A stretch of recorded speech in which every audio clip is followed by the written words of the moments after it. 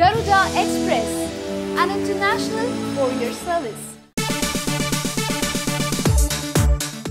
తెలుగు ఇండస్ట్రీలో burning star అన్న పేరు తెచ్చుకొని స్టార్లను సైతం షాక్ గురి చేస్తూ తన శైలి సినిమాలతో హిట్లు కొట్టిన సంపూర్ణేష్ బాబు తెలుగు ప్రేక్షకులకు క్షమాపణ చెప్పారు. తానింతకుముందు తన గురించి చెప్పినవన్నీ అబద్ధాలని చెప్పుకొచ్చారు. తాను ఒక ఎన్ఆర్ఐనని, విదేశాల్లో బాగా సంపాదించి ఇక్కడికి వచ్చి సినిమాలు తీస్తున్నానంటూ గతంలో ఓ ఇంటర్వ్యూలో చెప్పారని, అయితే అదంతా ఉత్తదే అని, తాను ఒక సాధారణ వ్యక్తినని చెప్పుకొచ్చాడు. తన అసలు పేరు నరసింహాచార్యని, సినిమాలోకి రాకముందు సిద్దిపేటలో ఓ బంగారం దుకాణంలో పనిచేసేవాడని చెప్పాడు. తాను ఇప్పటికీ సిద్దిపేటలోనే ఉంటారని, సినిమా షూటింగ్ ఉన్నప్పుడే హైదరాబాద్కు వస్తుంటారని చెప్పాడు.